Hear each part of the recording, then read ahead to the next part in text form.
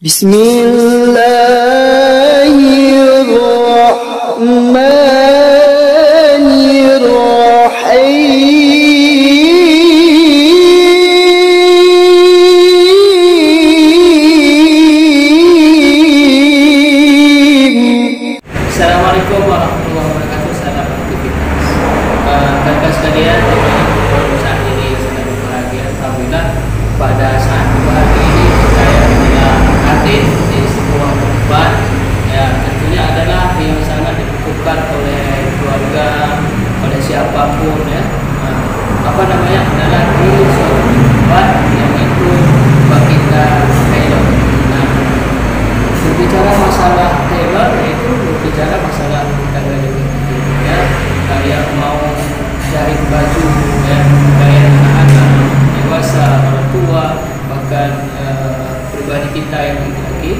Insyaallah di Baginda Taylor ini menerima order ya, baik kecil maupun skala besar. Dan insyaallah akan melayani peminatnya dengan sesuai dengan yang diinginkan.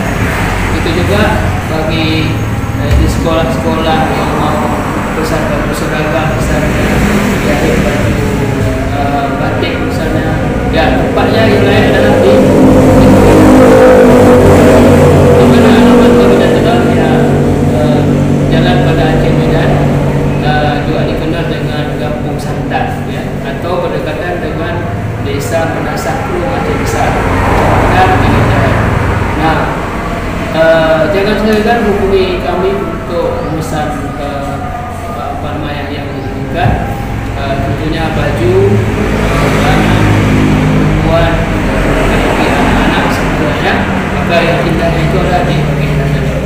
Nah, semua peralatan mesin dan tenaga ahli yang sudah di training dengan sedemikian hingga ya, dengan segala hubungi kami di Baginda Taylor. Ya, terima kasih. Selamat menghubungi kawan saya ini.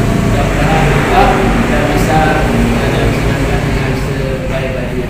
Nah, rekan-rekan sekalian, kenapa harus namanya Baginda Taylor? Nah, kebetulan sekali nama Baginda ini adalah karena di launching pas di bulan Rabiul Awal, maka berdepatan dengan kelahiran Baginda Rasulullah Sallallahu Alaihi Wasallam. Ini adalah salah satu nama keberkahan ya, insyaallah. Makanya diberikan nama Baginda Taylor. Launching Baginda Taylor hanya di Jalan Banda Aceh Medan, di Kampung Santan atau berdekatan dengan Menasakru, Kecamatan Ingen Jaya dan Kabupaten Aceh Besar.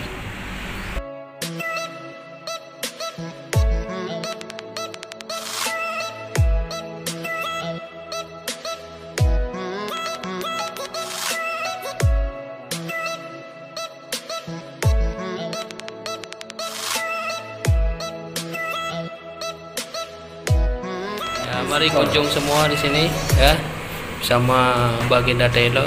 Ini orang kerjanya yang ganteng. Ini sudah dipotong-potong, tinggal jahit aja guys. Ya, jahit. Oke. Pada lele jak aju kunjung kamu ini. Ya, berapa harga jahit? Ya, damai harganya insyaallah.